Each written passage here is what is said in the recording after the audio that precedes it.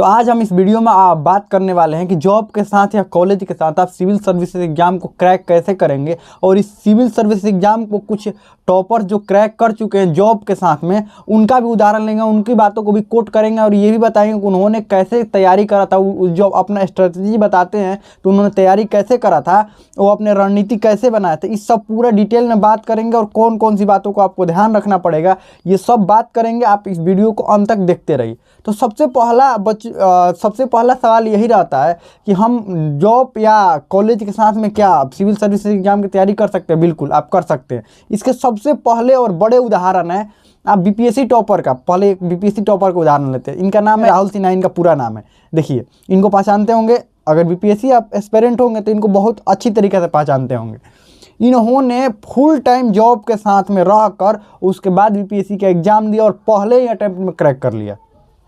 दूसरा एक उदाहरण लेते हैं। देखिए, इनका नाम सृष्टि है और ये यूपीएससी की टॉपर है। इनका रैंक 6 आया हुआ है और ये पहले ही अटेम्प्ट में जॉब के साथ रहकर इन्होंने प्रिपरेशन बहुत बढ़िया से किया और क्रैक कर लिया पहले ही अटेम्प्ट में। तो इन्होंने क्या ऐसी बात कराई अपने, जब ये अपना बात बताते हैं, अपना सफलता की कहानी जब बताते हैं तो कौन कौन सी ऐसी बातें बताते हैं जो इन्होंने किया और आपको भी करना चाहिए, तो वही बात करेंगे हम इस वीडियो में। सबसे पहला इन्होंने एक बात बहुत अच्छा, दोनों लोगों ने बहुत अच्छा बात बताई। यूपीएससी टॉपर या बीपीएससी टॉपर दोनों ने क्या बताया कि फैमिली सपोर्ट होना चाहिए। फैमिली सबसे, इन्होंने सर्वोपरि फैमिली को रखा। ऐसा पता है क्यों?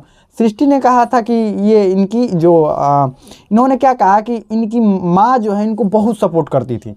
माँ बहुत सपोर्ट करने का मतलब क्या? टाइम पर इनको खाना देना, सब कुछ करना, हर चीज़ टाइम पर इनको ला कर देना। क्योंकि ये जब नौकरी करके, जब काम करके आएंगी, थकी हुई होंगी, तो सीधा है कि बात है कि अगर जो कुछ भी बाहरी वाला काम है ये सब ये नहीं कर सकती, खाना बनाना या कुछ भी और भी काम नहीं कर सकती हैं। तो ये काम करने के लिए इनका फैमिली सपोर्ट रहा। ठीक, एसडीएम राहुल सिन्हा भी यही कहते हैं कि उनकी फैमिली का सपोर्ट ऐसे ही रहा। तो सबसे बड़ा बात है कि आप अगर जॉब कर रहे हैं तो फैमिली का सपोर्ट होना चाहिए। यह एक कड़वी सच्चाई है। अगर आप चाहते हैं कि आप कहीं दूसरे जगह पर हैं और फैमिली साथ में नहीं है, उसके बाद आप प्रिपरेशन कर पाएँ तो कर तो लेंगे। मनोज वाला उदाहरण आपने देखा था, 12th फेल में मनोज का उदाहरण आपने देखा था। उनकी फैमिली सपोर्ट नहीं था, फिर भी उन्होंने क्रैक कर लिया काम करते हुए, लेकिन कई अटेम्प्ट लग गए। और फैमिली सपोर्ट के साथ में उन्होंने वहाँ पर बहुत सारे उनके दोस्तों ने भी तो सपोर्ट किया। बिना दोस्त के सपोर्ट के कहाँ निकला उनका? वहाँ उनके दोस्त लोग थे, उन लोगों ने सपोर्ट किया। तो कभी भी अगर आप नौकरी कर रहे हैं तो आपको सपोर्ट चाहिए। आप ये ऐसा नहीं हो सकता है कि नौकरी कर रहे हैं और कोई बिना सपोर्ट के, वो मोटिवेट भी आपको करते हैं ना फैमिली वाले। तो फैमिली आपको सबसे मोस्ट इम्पॉर्टेंट होना चाहिए अगर आप नौकरी कर रहे हैं तो। दूसरा क्या है? मोटिवेशन दो तरीक़े से मिलता है। एक तो सेल्फ मोटिवेशन होता है, आपके खुद के अंदर के एकदम भावना अंदर से एकदम उग्र हो रहा हो कि नहीं हमको सिविल सर्विसेज का एग्जाम देना है, प्रिपरेशन करना है, ये अंदर से। दूसरा मोटिवेशन क्या होता है? External motivation. एक्सटर्नल मोटिवेशन कौन सा? अगर आप जिस काम को कर रहे हैं वो काम अगर आपको बढ़िया नहीं लग रहा है, जो नौकरी बढ़िया नहीं लग रहा है, तो नौकरी से जो उधर से जो खराब आपको एक्सपीरियंस नौकरी की तरफ से मिलता है, वही एक्सपीरियंस आपको मोटिवेशन बन जाता है। और यहाँ पर नहीं, आपको लगता है कि नहीं ऐसे नौकरी में तो नहीं रहना, हमको किसी और नौकरी में जाना है। तो वही जो आप जिस नौकरी में आप नौकरी कर रहे हैं, वो नौकरी जो है वो आपको मोटिवेशन का काम करता है कि नहीं इस नौकरी में आपको नहीं रहना। तो मोटिवेशन दो तरीक़ा से, एक सेल्फ आपके अंदर होना चाहिए कि नहीं, अगर अंदर बढ़िया से मोटिवेशन नहीं है, सबसे ज़्यादा सेल्फ मोटिवेशन काम करता है। अगर अंदर से नहीं है तो सीधा बात है नहीं कर सकते। 1 दिन 2 दिन 4 दिन कर लेंगे, फिर 5वां 6वां दिन से वही हाल हो जाएगा।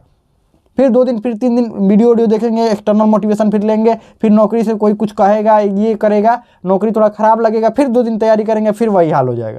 सबसे इम्पॉर्टेंट होता है सेल्फ मोटिवेशन। एक बार हो गया कि नहीं करना है, मतलब करना है। तीसरा क्या होता है? Time management. आपको ये सच्चाई है कि आपको 8 से 10 घंटा काम करने हैं। सबसे पहला बात तो काम करेंगे तो शरीर भी थकेगा। तो काम अगर करना है तो मान लीजिए 8 बजे या 9 बजे आपको जाना है अपने नौकरी या आपके कॉलेज में जाना है। उससे पहले ये सृष्टि क्या बताती हैं कि उससे पहले ये पहले ही जग जाती थी, सुबह को जग जाती थी, क्योंकि पता है कि 9 बजे जाना है, आपको ऑफिस जाना है या कॉलेज आपको जाना है। मान लेते हैं इनको ऑफिस जाना था, तो इनको पता था, तो सुबह 4 बजे जग जाती थी और 4 से जितना हो सकता था 7 बजे 7:30 बजे तक ये पढ़ती थी। मतलब सुबह को 3 घंटा लगभग पढ़ लेती थी। आपको 4 से 7 3 घंटा पढ़ ली, उसके बाद तैयार होकर अपना ऑफिस के लिए निकल गई। ठीक, तो आपको भी क्या करना है? 4 बजे उठना पड़ेगा और ऑफिस से आने के बाद, क्योंकि सुबह वाला आप थके हुए नहीं हैं अभी, सुबह में आप थके नहीं है, बेटर तरीका से, बेस्ट तरीका से पढ़ेंगे। ठीक, अब उसके बाद जब आप आए ऑफिस से, तो ऑफिस से आने के बाद या आप कॉलेज से जब आए, तो उसके बाद आपका मोटिवेशन काम करेगा। अगर सेल्फ मोटिवेशन स्ट्रांग होगा तो आप शाम को पढ़ पाएंगे, अगर मोटिवेशन स्ट्रांग नहीं होगा तो नहीं पढ़ पाएंगे।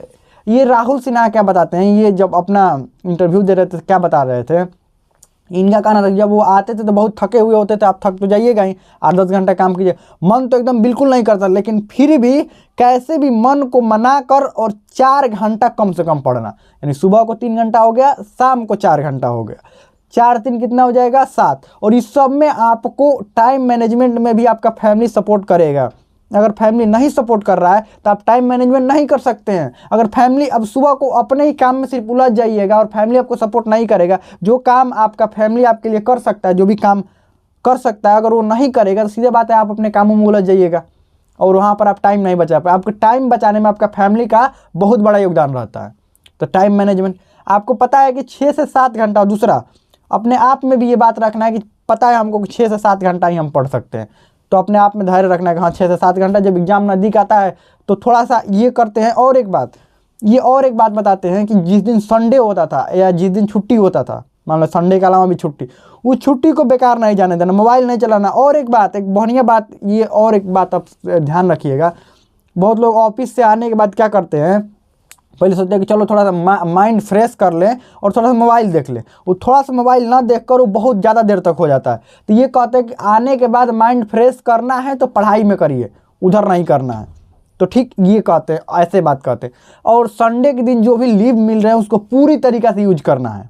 ठीक, और ये एक्स्ट्रा लीव भी लिया करते थे कि हाँ एक्स्ट्रा लीव भी हमको चाहिए। तो ये सब हुआ, तो एक्स्ट्रा लीव हो गया। और कंसिस्टेंसी बनी रहनी चाहिए, लगातार क्रम बना रहना चाहिए। ये नहीं कि 2 दिन पढ़े 3 दिन नहीं पढ़े, 2 दिन पढ़े 3 दिन नहीं पढ़े, कि थोड़ा थके हुए हैं तो ये हुआ वो हुआ, ऐसा बहाना नहीं चलेगा। ऐसा बहाना कर रहे हैं तो वो तैयारी भी आप छोड़ दीजिए, मत ही करिए तो बेटर होगा।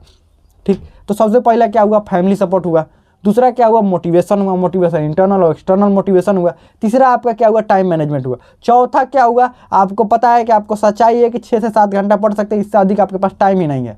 और उसका नेक्स्ट क्या हुआ, संडे के दिन या एक्स्ट्रा लीव लेकर, आपका लीव बचा हुआ तो उस दिन बेहतरीन तरीके से पढ़ाई कीजिए। और उसके बाद कंसिस्टेंसी आप में होनी चाहिए।